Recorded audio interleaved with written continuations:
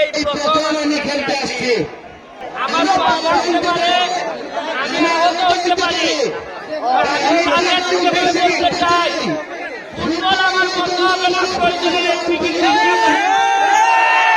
শুরু করিতেছি মহান আল্লাহর নামে, যিনি পরম করুণাময় এবং অত্যন্ত দয়ালু। হ্যালো দুবাই, এই প্রথম আমরা দুবাই প্রবাসীদের মানে যারা প্রবাসী বিজনেস ক্লাব তারা দুবাইতে যারা আছেন তাদের আমন্ত্রণে আগামী 11 এপ্রিল আমরা দুবাইতে যাচ্ছি। 12 তারিখ সম্ভবত আমাদের দুবাই স্টেডিয়ামে ব্যারিস্টার সুমন ফুটবল একাডেমি বনাম ওইখানের একটি টিমের সাথে আমাদের খেলা হইতে যাচ্ছে। আশা করি আমরা এটা নিয়ে খুবই এক্সাইটেড, আমাদের প্লেয়াররা খুবই এক্সাইটেড। আমরা এই প্রথম কোনো মিডল ইস্টের দেশে যাচ্ছি। এর আগে আমরা ইন্ডিয়া গিয়েছিলাম। আমি ধন্যবাদ জানাই প্রবাসীদেরকে। আমাদের ছেলেরা সবাই ফুটবলাররা আমাদের পক্ষে নির্বাচন করছে, খেলার প্র্যাকটিস হচ্ছে। তারপরও আমার একটা বিশ্বাস, আপনাদের দোয়া যদি থাকে উপরে আল্লাহ যদি আপনারা তারা আমাদের কেউ নাই, আপনাদের দোয়া থাকলে আমরা আপনাদের খেলার ক্ষেত্রে আবার আপনাদের উদ্দেশ্যে বক্তব্য রাখবো। কিভাবে একটি নির্বাচন জিতলাম এইখানেও আপনাদের সাথে আলোচনা হবে। খেলা শেষে আপনারা মাঠে আসবেন। আরেকটা ঘোষণা দিতে চাই, আজকে আগামী 11 এপ্রিল আমরা প্রথমবারের মতো barrister Suman football academy Dubai যাচ্ছে, ফুটবল খেলছে দুবাই। আমরা বাংলাদেশের ফুটবলে একটা ভালো জায়গায় না গিয়া আমার বিশ্বাস ব্যারিস্টার সুমন করতেও না।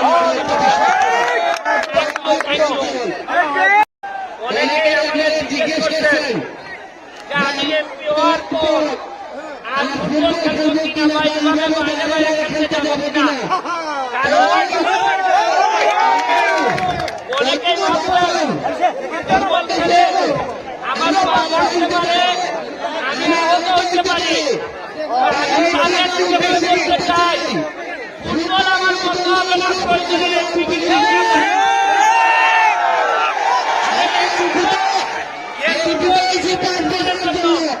এরপরে নাও হইতে পারে, কিন্তু ফুটবল আমার মৃত্যুর আগে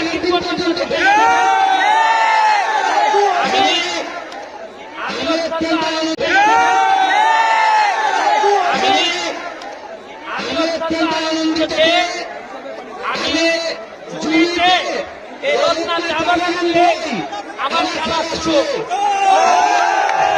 আমি ধন্যবাদ জানাই ছাত্র ভাইকে। এইরকম কলিজাওয়ালা মানুষ সিলেটে আছে বলে সিলেটের মানুষকে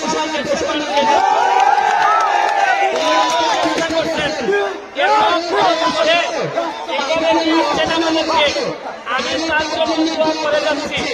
আপনারা যারা নেতৃত্বে উপস্থিত হয়েছেন, এখানে উপজেলা চেয়ারম্যান সহ বিভিন্ন ইউনিয়নের নেতৃত্ব সবাইকে আমার এলাকার পক্ষ থেকে মানুষদের পক্ষ থেকে অভিনন্দন জানাই। দর্শকরা যারা উপস্থিত হয়েছেন, শুনেন আমাদের শারীরিক অবস্থা পুরো একাডেমির শারীরিক অবস্থা একেবারে ভালো না। আজকে অন্তত চিন্তা করতে